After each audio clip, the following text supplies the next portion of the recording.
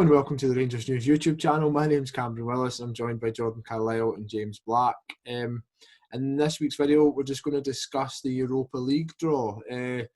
Rangers obviously drew Belgian side Antwerp and are set to return to Belgium after playing Standard Liège in the group stage.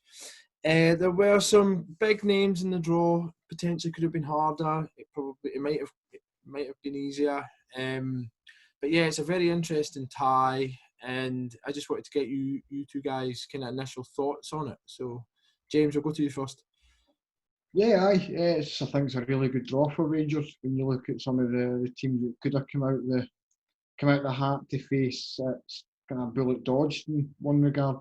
I think when you look at Antwerp's side, they're definitely a beatable team. I think they're kind of similar with Standard Liège. I think they're kind of seventh in the league or so, eighth in the league. I was never overly impressed with kind of what I've seen for Standard Liège in the group stage. So if that's the sort of standard that you'd like to think, it's kind of definitely one that Rangers can get through. I agree. I think it's a good draw. I think they've got 25 points, so the exact same as Standard in the league. I maybe disagreed slightly. I thought they give a good account of themselves at Ibrox and had sort of plenty of danger going forward. But again, it's not some sort of European heavyweight that you're going to really fear going into the game, or even if it were Benfica in the group stages, that would be a really tough knockout two-leg tie. And it's definitely a step down from that.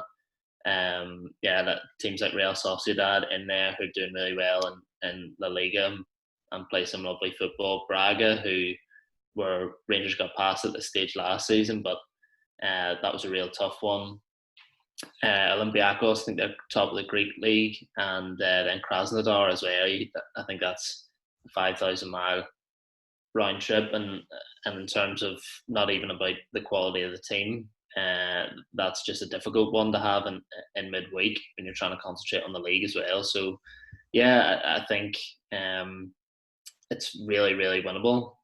For Rangers, it's definitely not going to be a walk in the park, but given the calibre of teams that Rangers have went toe-to-toe with and beaten over the last couple of years, it's absolutely winnable, and I think coaching staff, players would be really happy with that, because it's not really, maybe last year it would have been, can we get a glamour tie, because, our chances of maybe getting through aren't that great.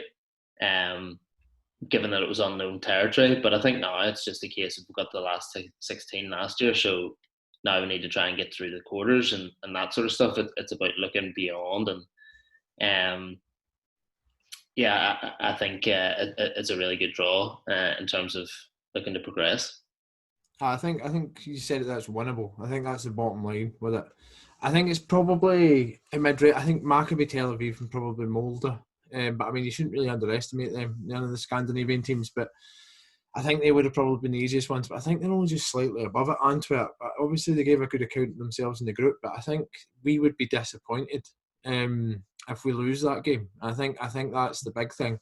If we got like a Sociedad or something like that, I think that we would have done very, very well to get through it. And I think that in this competition, I think Rangers fans think that we've got a real chance of going and giving a decent kind of account of ourselves. I think that you touched on it there, Jordan, about not having to go to like Krasnodar or a Dynamo Kiev. The familiarity with Belgium and the fact it's just basically a hop across the water, how big a boost is that to us in this draw? Yeah, I think anything that takes the sort of air miles out of it. I think even it's not really something that the players would complain about openly. It's maybe something that they talk about themselves and how much that sort of takes out their legs. But I remember Defoe saying recently, when he was talking about that sort of tailored plan that he has, it means he doesn't actually go and play in Europa League games. He said that it was something that even if he's not going to play and he's got an away game on a Thursday night, it can really take it out of him in terms of mentally and physically, a bit of travelling. So yeah, any way you can reduce that. I suppose, yeah, I'd say Krasnodar, Dynamo Kiev as well. That is another trek, and yeah, it's another aspect beyond just the pure football one. Obviously, it works both ways. They still have to come Ibrox for the second leg. But yeah, it takes another factor out of it, and yeah, with all the things in place and all at the minute, I think the shorter the travel, the better. James, No, do you? Sorry to interrupt you. No, when you go, Cameron, you go. I'm just wondering, do you know much about Antwerp? Do you know much about any of the players or? Not a huge amount. I mean, and I've seen a lot of people kind of pointing to this Spurs game as one like, oh, and they've got to be a really good side. They bet Spurs in the groups. I think kind of looking a bit at how Spurs group stage went. I know Jose Mourinho had kind of criticised these players for not trying to find them in the group stage game. So it's, it kind of feels a bit one where it's the blind leading the blind a wee bit, and we're seeing a result against Spurs and oh, they must be a great side. But yeah, I think when you look at the overall standard of like domestic football in Belgium, like they're the number one team in the world at international level, but their clubs never seem to be like too hot. Look at Liège again; they were a decent enough side, but they were very much a kind of middle of the road European side who, when you look at who Rangers have bet and got past in the last few seasons, they are the kind of team you would expect to be kind of sweeping aside. So, it's definitely one that I don't think there's a huge amount to fear. Touch wood. It's got a feeling that Belgium's a wee better than New Portugal, because I think Bruges are still in it. So and they got a winnable tie. I can't remember it off the top of my head. So it'd be interesting if we got through and played them again. I mean, I'm quite comfortable going there. I think it'll be kind of similar to Standard. I mean, not just in the fact that they're playing red, but they're stubborn, and the results that I've looked at, I mean, in the Tottenham one, they obviously don't concede a lot of goals, or they're difficult to break down, and I think we've got to fancy our chances over the piece with it. I think Thomas Buffel says that they've got a couple more experienced players in Standard, so he's maybe expecting them to put up a wee bit more of a fight.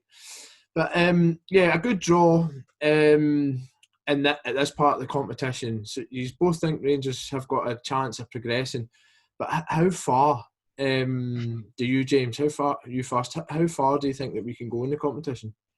It all depends on who you get in the draw.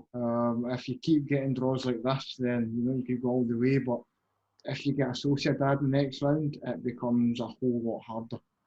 We've definitely got the quality to not look at it maybe quite the same as we did last year. Kind of have the same novelty about it. I think we can definitely look at it now as trying to make an actual impact in the competition, try and get some good wins and kind of go a bit further. But it's hard to say specifically how far you can go when there's some really, really good sides still in the competition, but also there are a few of them drawn against each other in this round. Jordan?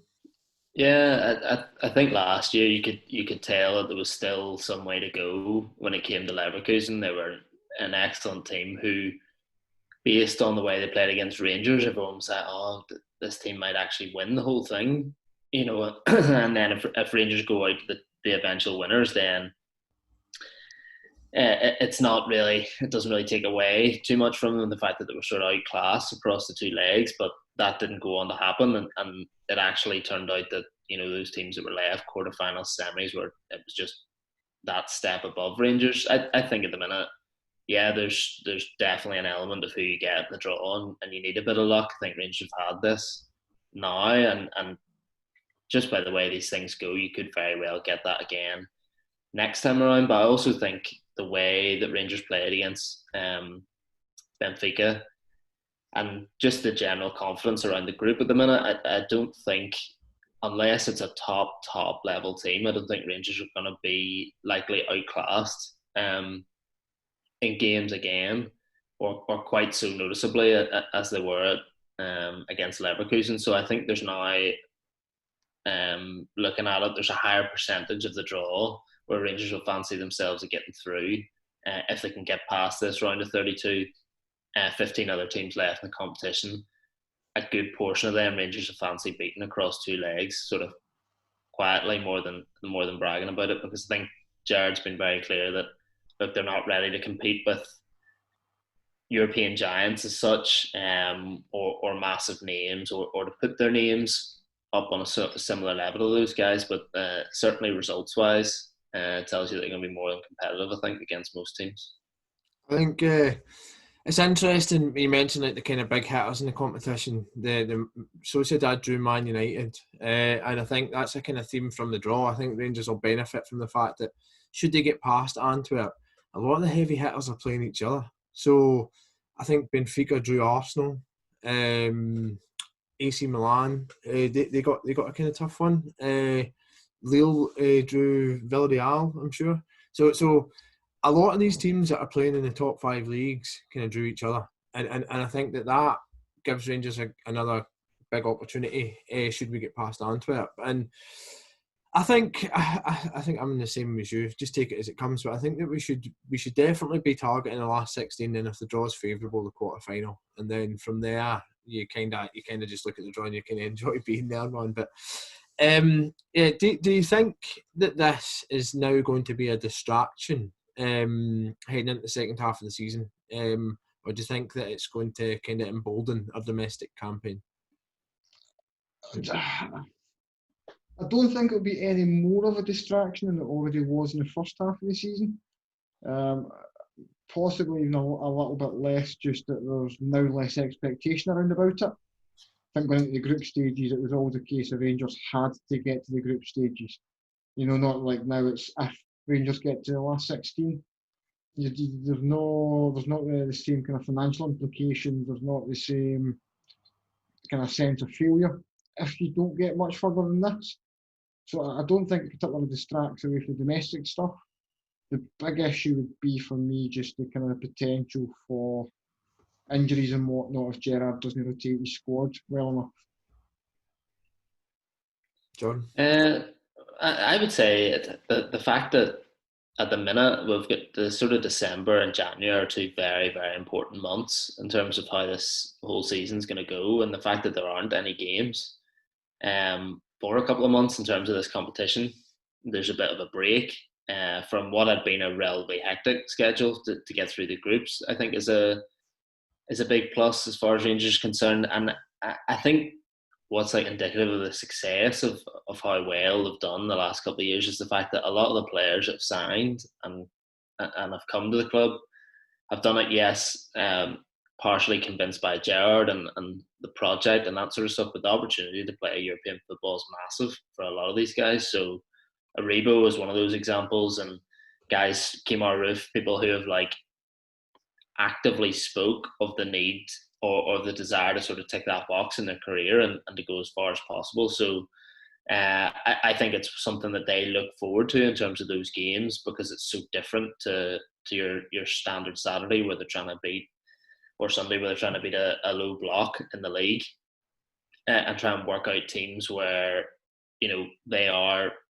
player for player are going to be better than. So it's a total different like tactical challenge and mental challenge and all for these players. I think it's something that they look forward to, and doesn't really, you know, the silverware is the goal in the league, so that's the prime thing, but this is also something on occasional Thursday nights they can look forward to. Yet they don't have the crowd under the lights at Ibrox, but it's a massive challenge for all the players and something they can look forward to. But I don't think it's a distraction, and the fact that the bulk of the fixtures are done now, you know, unless they march on deep into the competition, the fact that the bulk of the fixtures are done now means, I think, that if there was any danger of it being a distraction, that's kind of out of the way. And I also think in terms of media, we all know how important or how big a role the media plays in Scotland, and the pressure is also now off in the fact that Celtic are done and dusted in Europe, and Rangers have already done better than Celtic, and that's how things are always described and put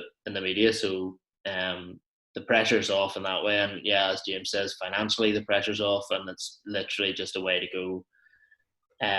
Players enjoy themselves, apply themselves, and raise the stature of themselves and the club by doing well.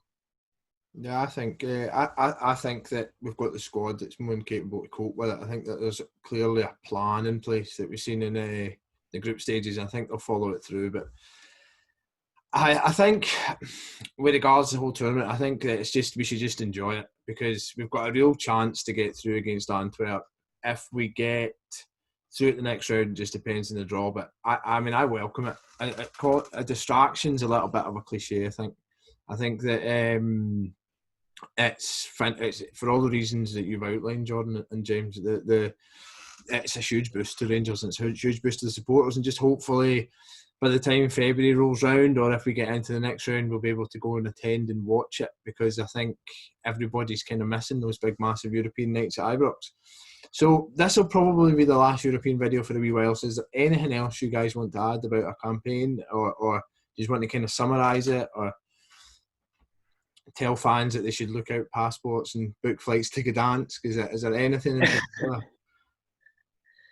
No, I don't think I have a huge amount else, but I think it is just important, sort of when you go on a unbeaten run that's nearing 30 games, it becomes easy to just accept and the team's winning and or not getting beaten against big teams. But this is and it's such a contrast from the progress from a couple of years ago, from losing out there to what it is now.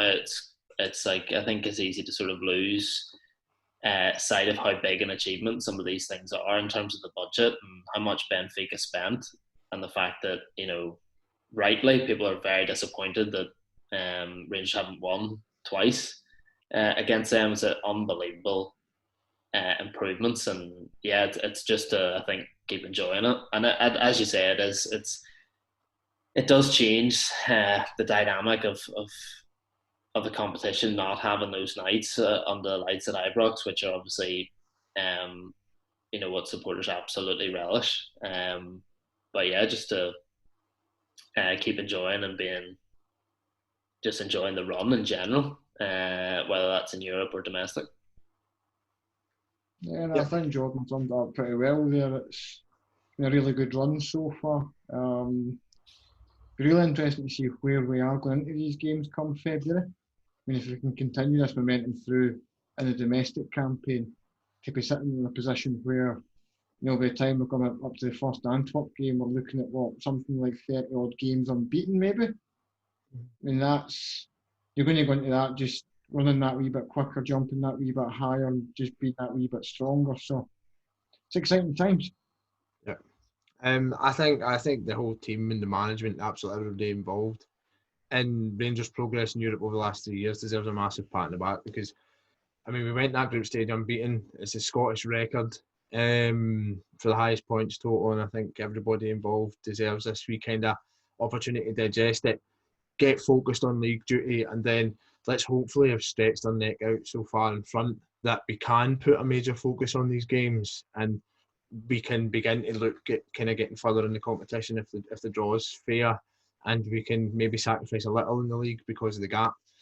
But yeah, thanks for tuning in, thanks for listening. We're all excited about facing off in Antwerp in February, but we'll be shelving it until then. We'll be back this week with more videos. Please like and subscribe if you enjoyed, and we'll see you again soon.